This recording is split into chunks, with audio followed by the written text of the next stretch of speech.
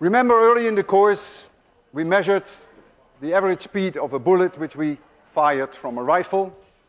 That was because we had the ability of very fast timing. In the old days, fast timing was not possible, and people measured the speed of bullets in a very delicate way. And all the tools that we have learned, we can apply now to this device which we call the ballistic pendulum.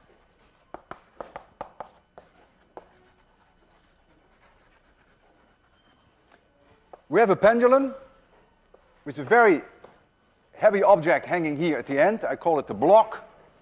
You see it here. And this pendulum has length L. Ours is about 1 meter. I will give you the exact numbers later.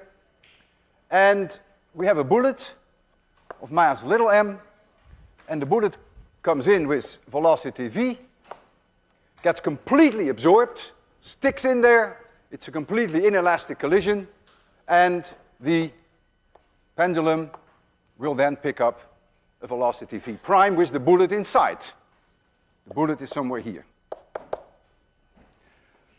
Momentum is conserved, so we clearly have that mv equals m plus m times v prime. So if you could measure v prime, then you could measure the speed of the bullet, which is v. How do we measure v prime? Well, we wait for the pendulum to come to a halt, let's say here, when the speed is 0. When it was here, it had a speed v prime. And we know that there was kinetic energy here, no gravitational potential energy. I can call this level u equals 0. But right here, if this difference in height is h, then all the kinetic energy has been converted to gravitational potential energy. So we apply the theorem, the work energy theorem, or you could say it's equally valid.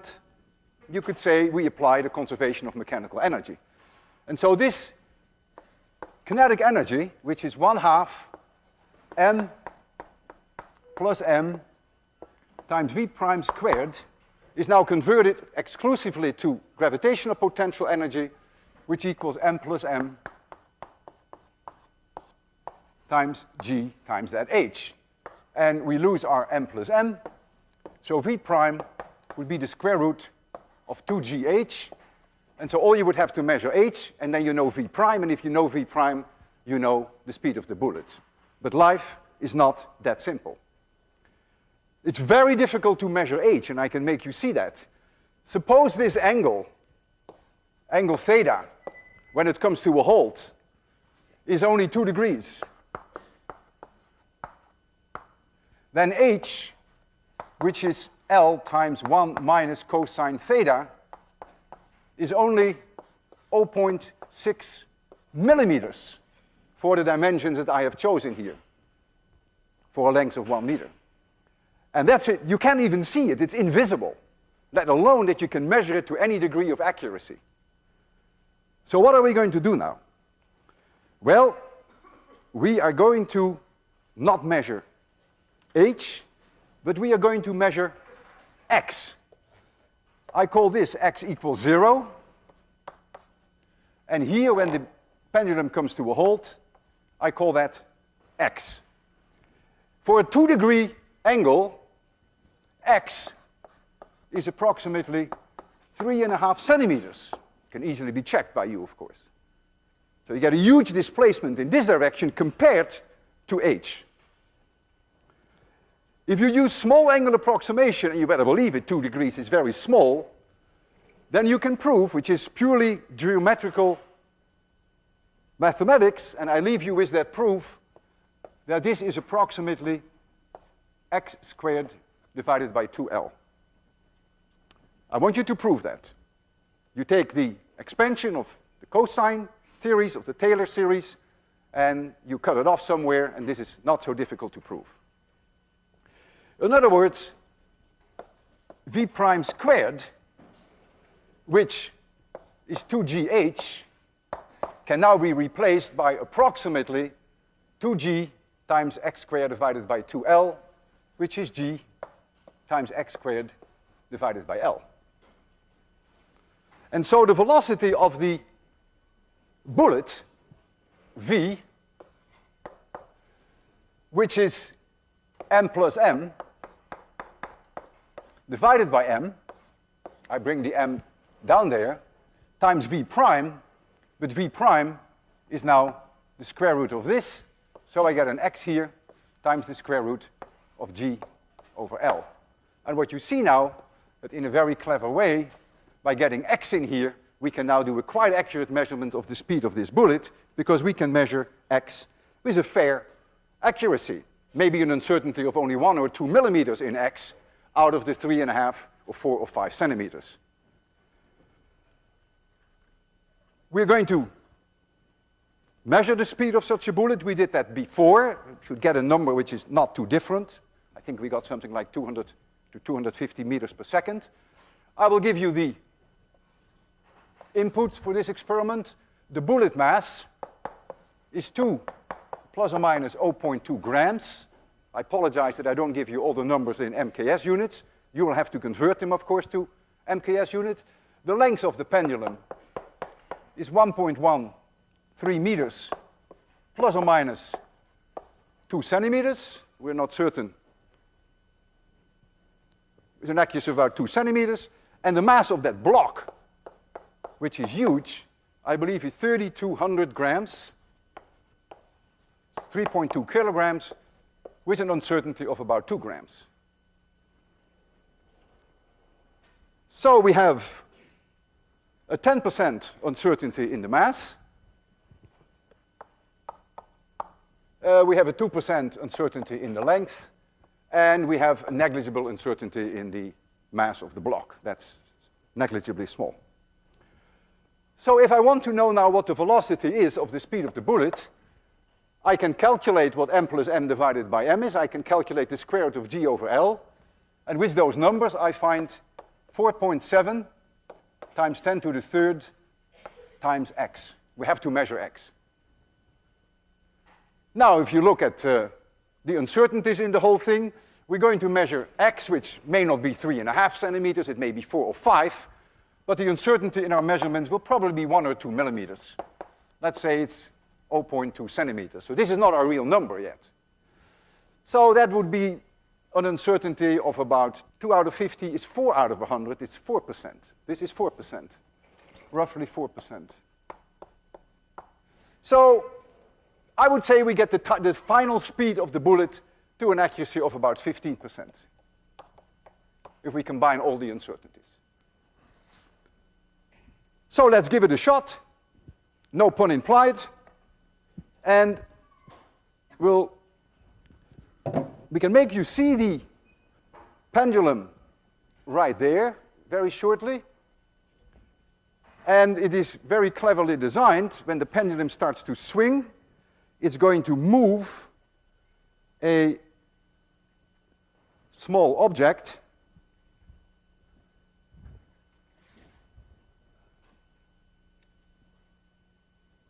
there you have it. I think I can turn this on again. I think that's fine.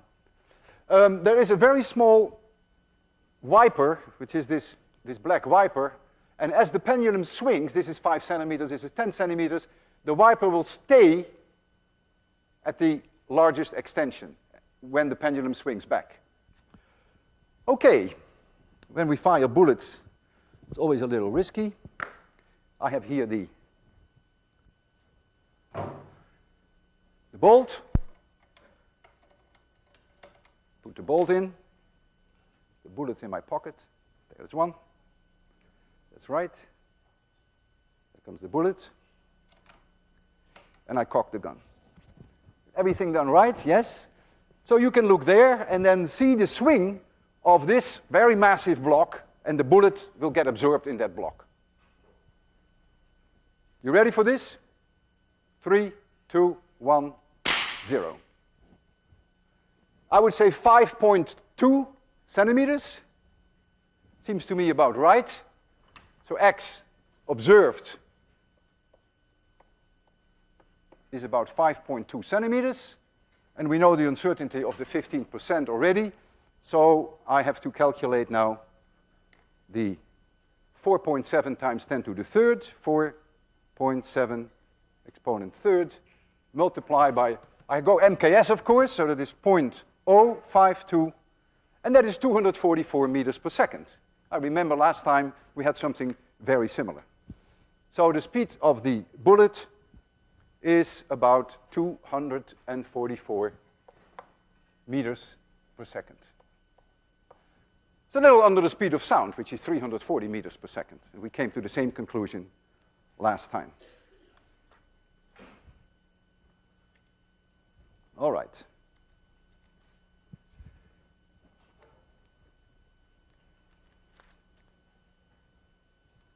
We had kinetic energy in the bullet before the bullet hit the block. And you can calculate how much that is, because you know the speed now, and you know the mass. 1/2 mv squared. You can also calculate how much kinetic energy there is when this bullet is absorbed in here. That's very easy.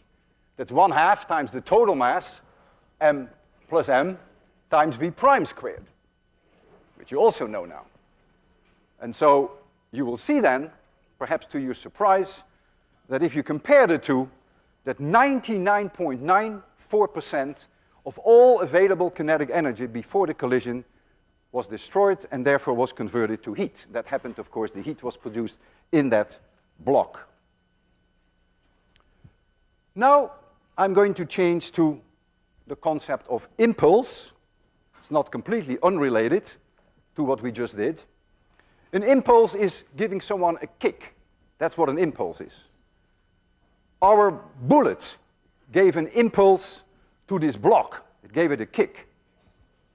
Impulse.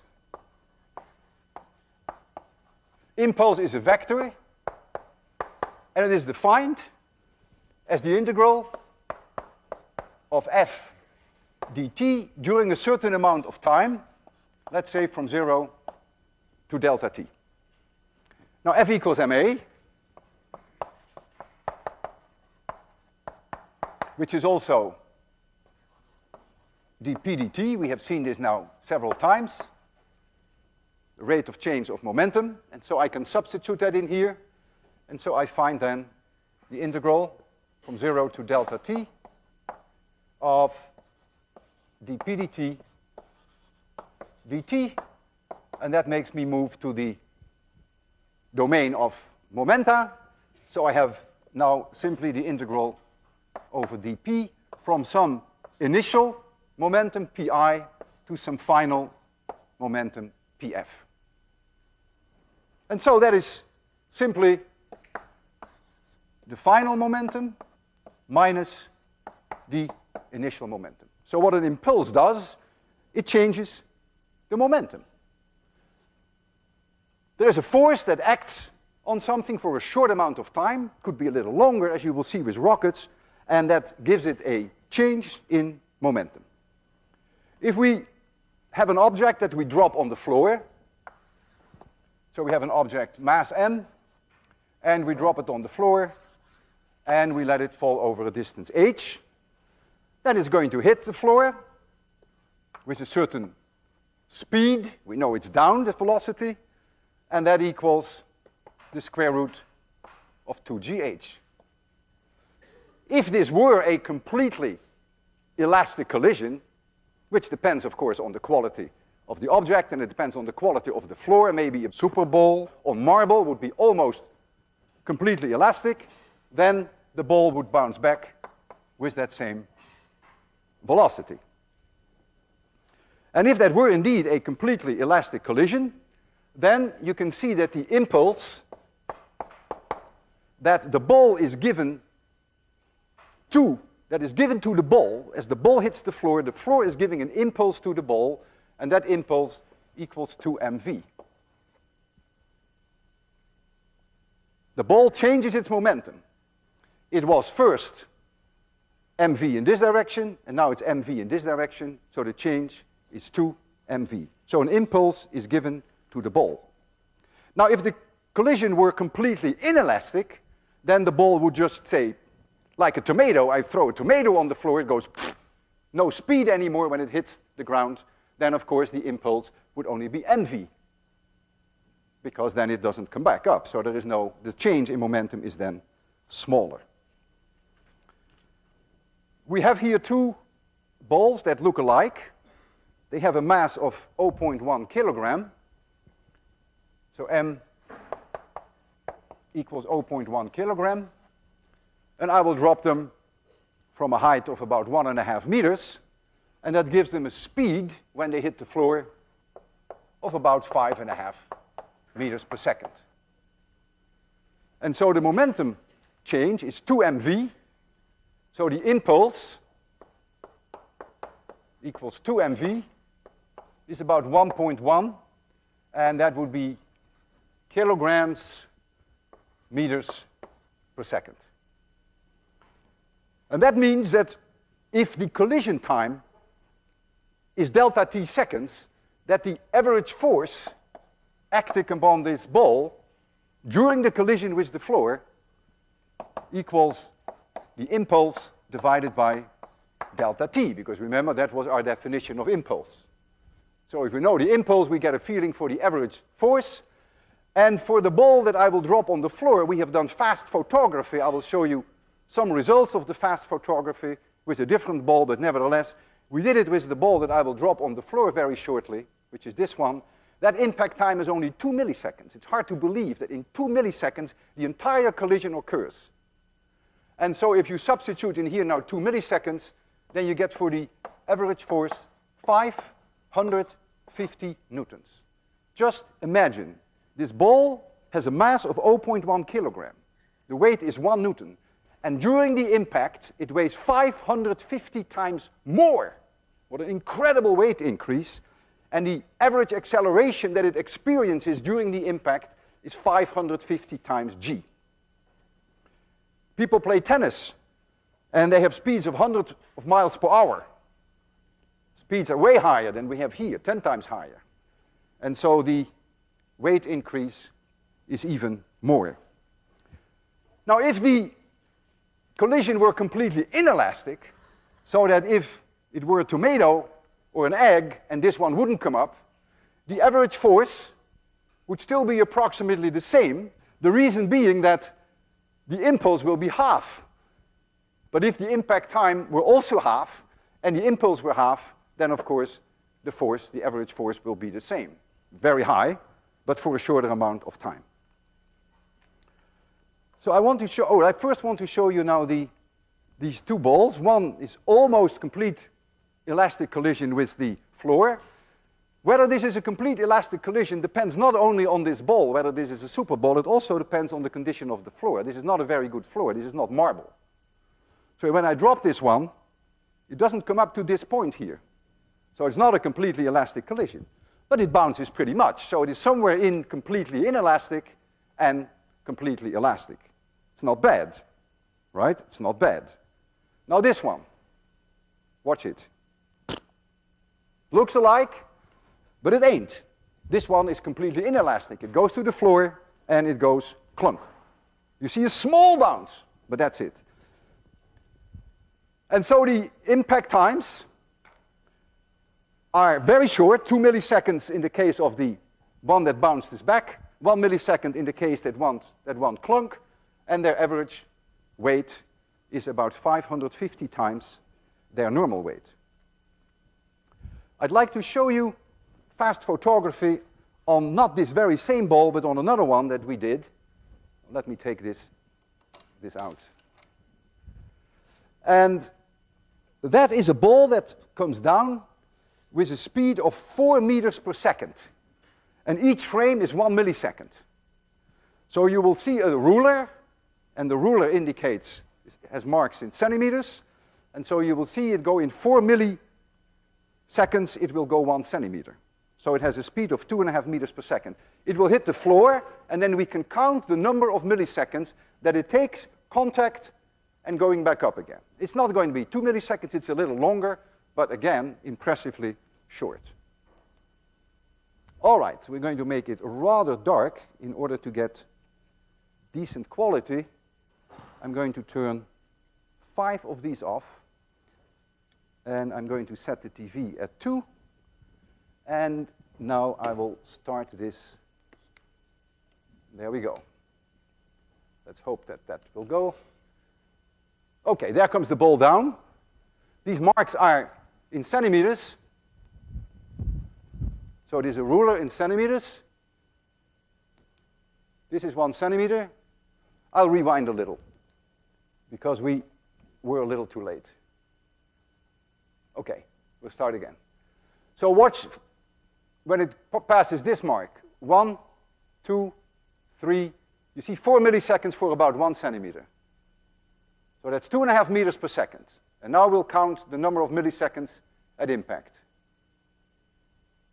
1, 2, 3, 4, 5, 6, and it's off. About 6, maybe 7 milliseconds. And this is no special ball. These impact times are amazingly short.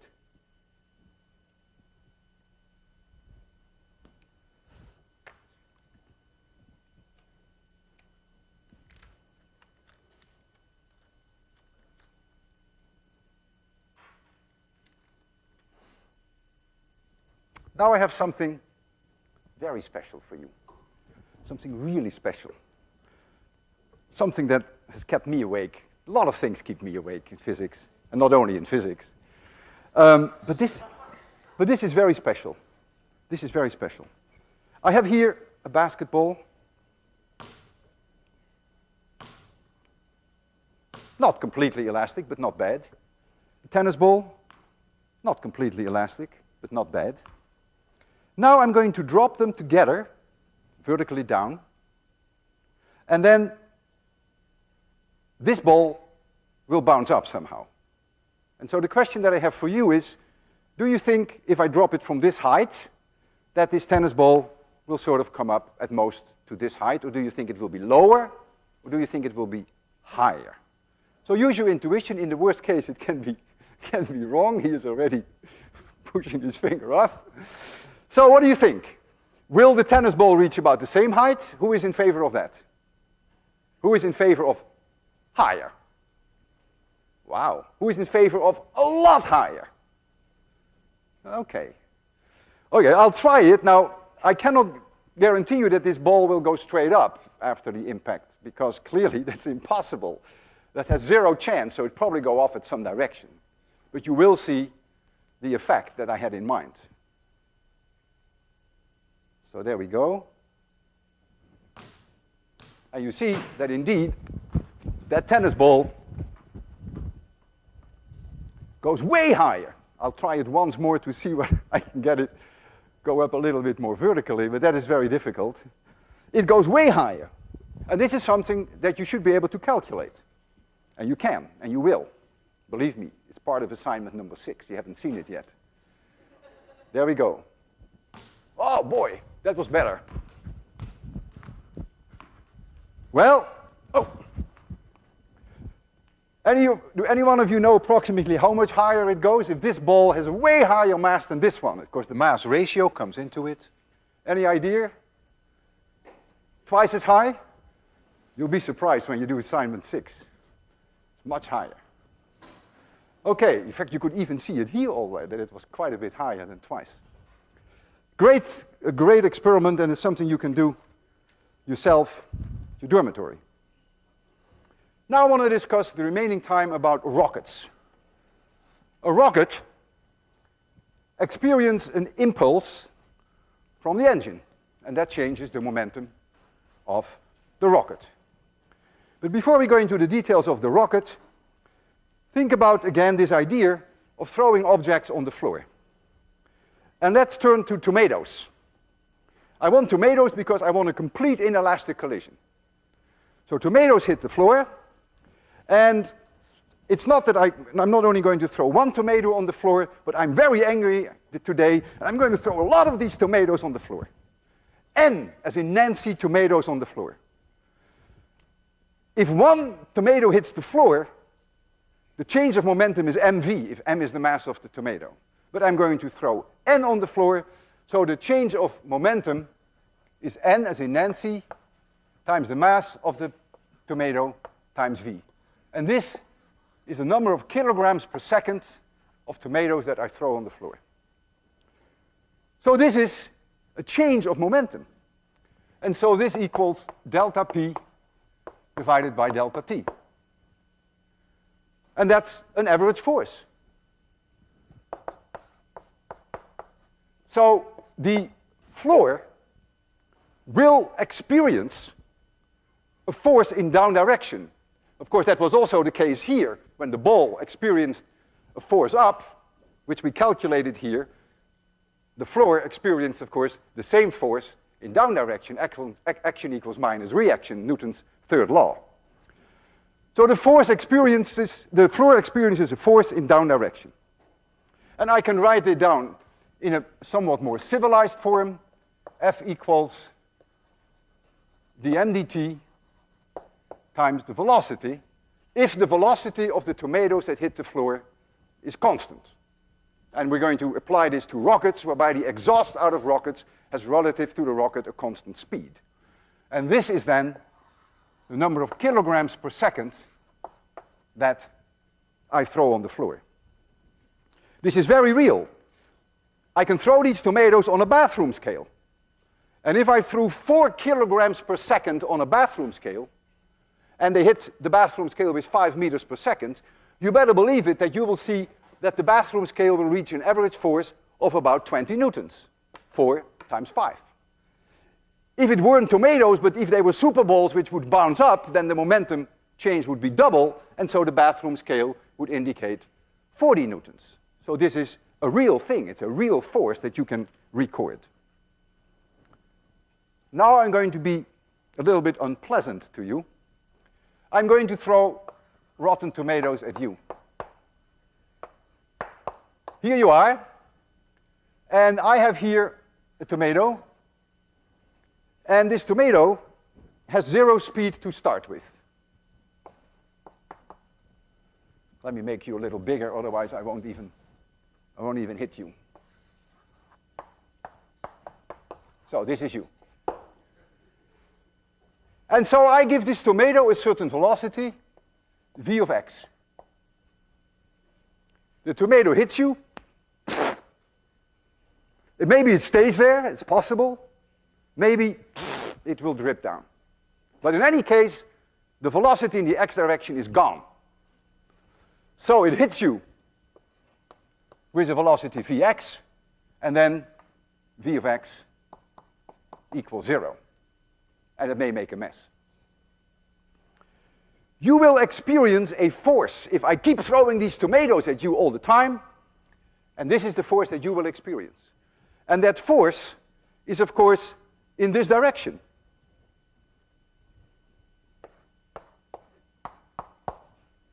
You get all these tomatoes, and you feel that as a force. But now look at the symmetry of the problem. Here, the velocity goes from vx to 0. But I, throwing the tomatoes, has to increase the velocity from 0 to vx. So for obvious reasons, I must then feel a force in this direction. Think of it as a recoil when you fire a bullet. So I experience exactly the same force, but in this direction. And that now is the idea behind a rocket. A rocket is spewing out tomatoes, well, not quite tomatoes, it's spewing out hot gas in this direction, and then the rocket will experience a force in that direction. That is the basic concept behind a rocket. And the higher the speed of the gas that it throws out, the higher that velocity, the more kilograms per second it spits out, the higher the mdt, the higher will be the force on the rocket, and this force on the rocket is called the thrust of the rocket. So if we have a rocket in space, here's the rocket,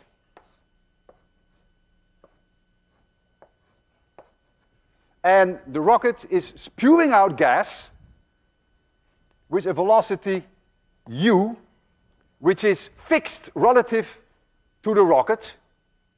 It's a burning of chemical energy. Chemicals are burned, it comes out with a certain speed, and the rocket will then experience a force, which we call the thrust, and that is given by this equation. If you know how many kilograms per second are spewed out, and you know what the velocity is, which I've called u here, this will tell you what the thrust is of that rocket.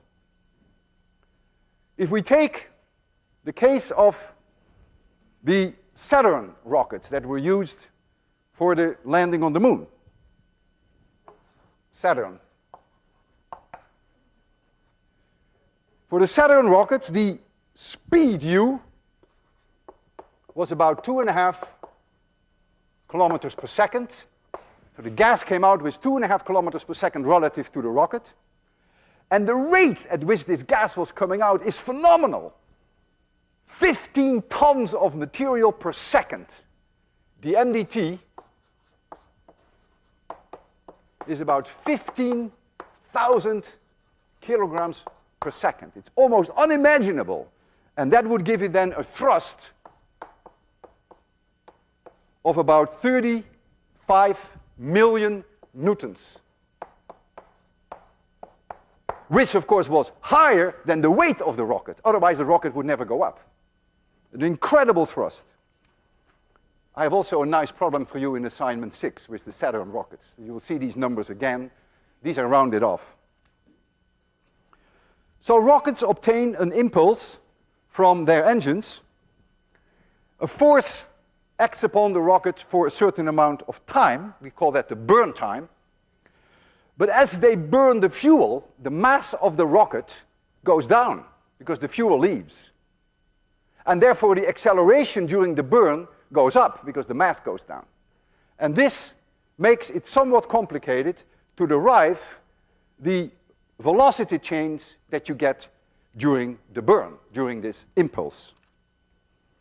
It's done in your book, Ohanian. I find that derivation a little bit complicated. I looked in other books and I found one in the book by Tipler on physics. And his derivation, and I will go through that in general terms, I put that on the web for you. It should be there tonight. So you may want to take very few notes. The entire derivation, of which I will just highlight the important issues, is on the web. And the way that Tipler is doing it is exclusively from your frame of reference. You are sitting in 26100, and you are seeing this rocket go up. Let's keep that equation, which is the thrust of the rocket.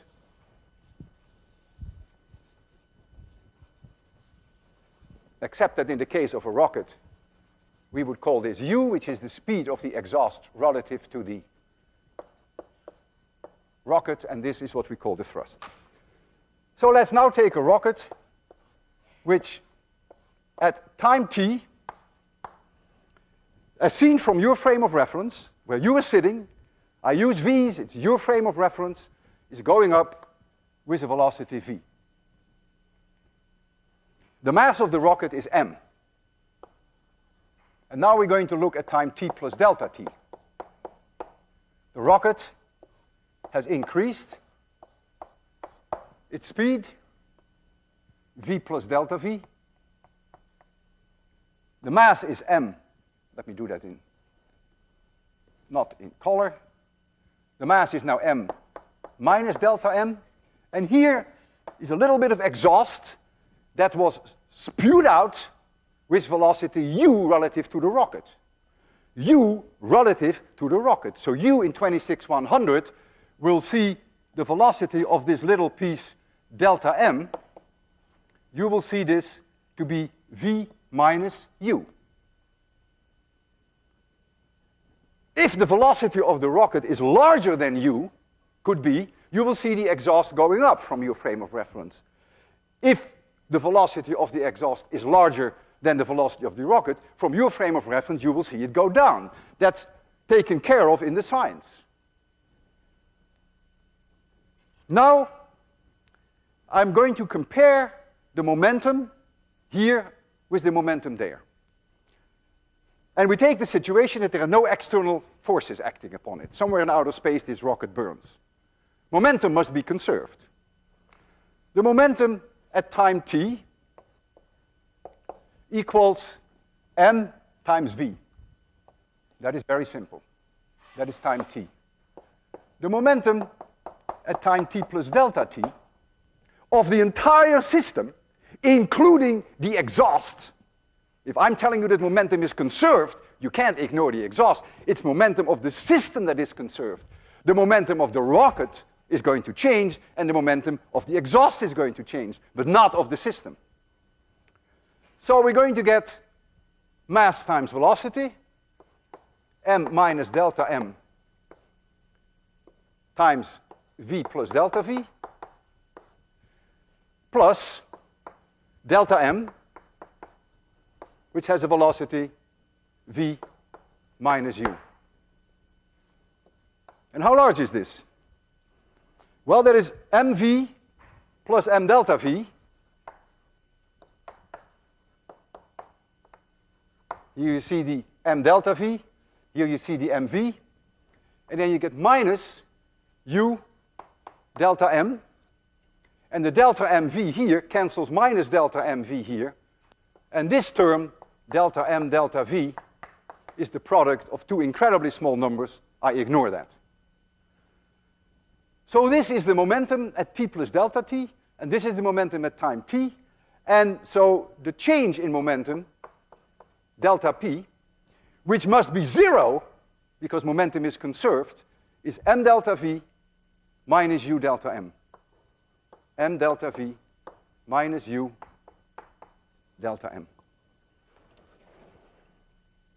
I can take the derivative of this equation, so I get on the left side dp dt.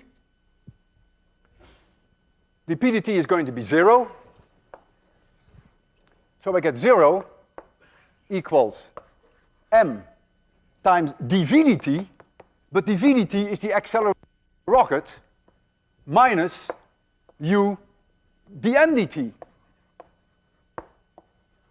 And that is the thrust on the rocket. So what you see here is something that is very easy to digest, that ma, which is this is the acceleration of the rocket, this is the mass of the rocket at time t, equals the thrust of the rocket, and that equals u dm dt. And some people call this the rocket equation. Now this is true if there is no external force on the system. It is interesting to include a real launch from Earth. And if you have a real launch from Earth, then the rocket is going up in this direction, but then gravity is exactly in the opposite direction. In other words, only when you launch vertically from Earth would you have a thrust like this, and you would have mg like this. In that case, this equation has to be adjusted, and then you get ma equals m thrust minus mg. Only if you have a launch from Earth vertically up. Now you have to do a little bit of massaging, and I will leave you with that massaging. A couple of integrals are necessary to convert this into the final velocity of the rocket after the burn compared to the initial velocity. And that part I will leave you with, but you will see that worked out in all detail on the notes that I left on the web. And then you come up with a very famous equation that the final velocity of the rocket minus the initial velocity of the rocket equals minus u times the logarithm of the final mass of the rocket divided by the initial mass of the rocket. This is if there were no gravity at all. Just in case, and only in case, of a vertical launch from Earth, there is also here a term minus gt. Only if you have a vertical launch from Earth. When I watched my lecture, I noticed that in my enthusiasm I put brackets around the minus gt. And this is quite misleading because it may give you the wrong impression that there's a product at stake here, which is not so. So the brackets really should not be around the minus gt. It is this term, minus u logarithm of mf divided by m of I minus gt. Let's now look at this equation in a little bit more detail so that we get a little bit of feeling for it. Suppose we had a vertical launch from Earth, but we had no rocket. It's possible. So this term does not exist. What do you see? That the velocity equals v initial, we have called that before in 801 v0, that's the initial speed, minus gt. Ha! We had that result during our first lecture. Completely consistent with this equation. If you have no rocket, you get that v equals v0 minus gt, if you throw the object vertically up, and we had a vertical launch. So that looks good. We launch from the Earth, and we now have an initial speed which is 0. The rocket is standing there, and we fire the rockets. T, by the way, is the burn time of the rocket. Let me write that down. T is the burn time. So initial speed is 0. So now, this final velocity, if we want this final velocity to be anything physically meaningful, a positive number, this thing has to come out positive. And you will say, well, how can that be? Because we have a minus sign here, and we have a minus sign there. How can that ever become positive? Well, don't forget that the final mass is smaller always than the initial mass because you burn fuel. And so this logarithm is always going to be negative. And so this term is always going to be positive if you burn any fuel. Now, of course, for this velocity to be a real value, physically meaningful, this term has to kill this one, has to be larger than this one, otherwise the rocket won't even go up. You could be spewing out fuel all the time and the rocket would just be sitting there because the thrust up effectively is not enough to lift it off. So the first term has to win from the second term in case of a vertical launch. Let's take an example with some numbers. It always gives a little bit of insight. We have a burn time of about 100 seconds.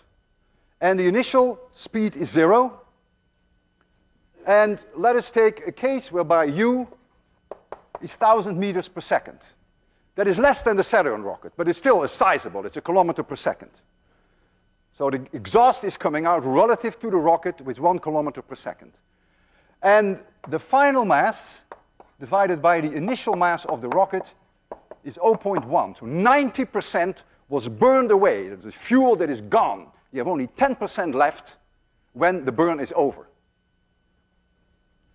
So now we can calculate, if this was a launch from Earth, a vertical launch up, we can calculate how large this term is, take the logarithm of this value, multiply it by minus u, and then we find that the final velocity, the first term is 2300,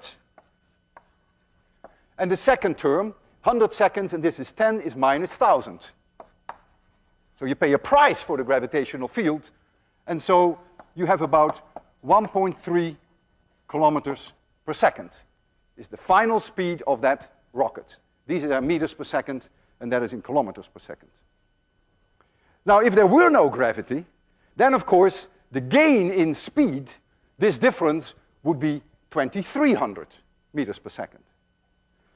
Also, if there is no vertical launch, but if, for instance, the rocket were in orbit around the Earth, here we have the rocket, and it's going in orbit around the Earth, then of course, even though there is gravity, gravity is now not doing any work.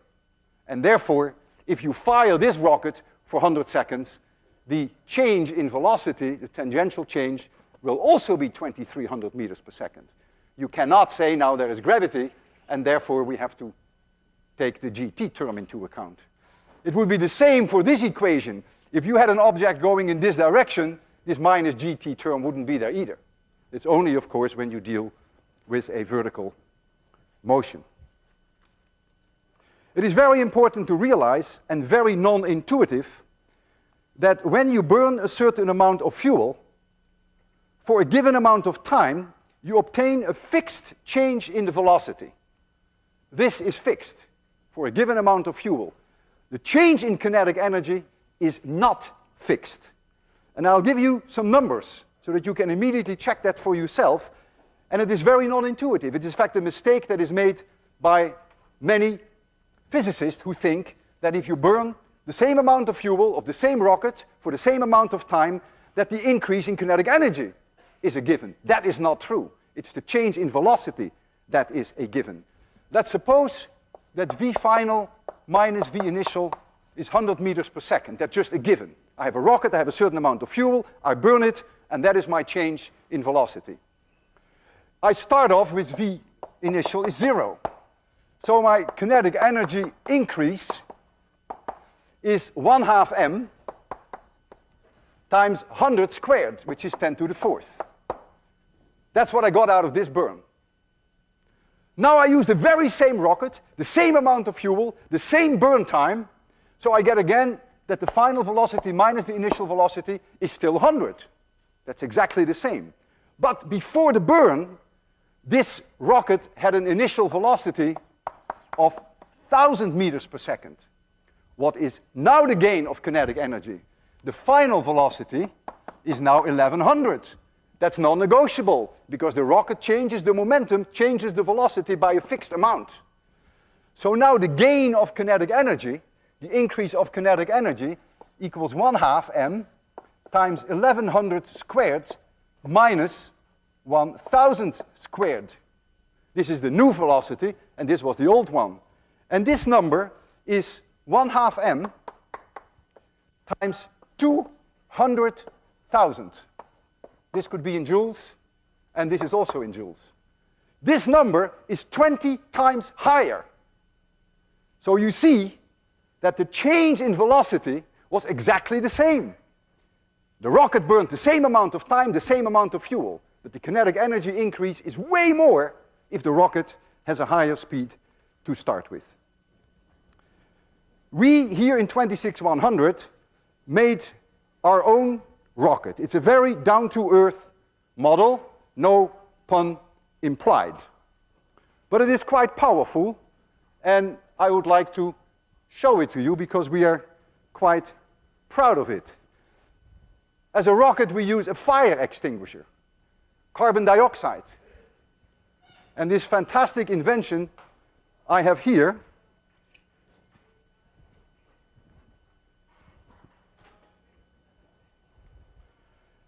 and this powerful rocket is enough to reach the escape velocity of 26100.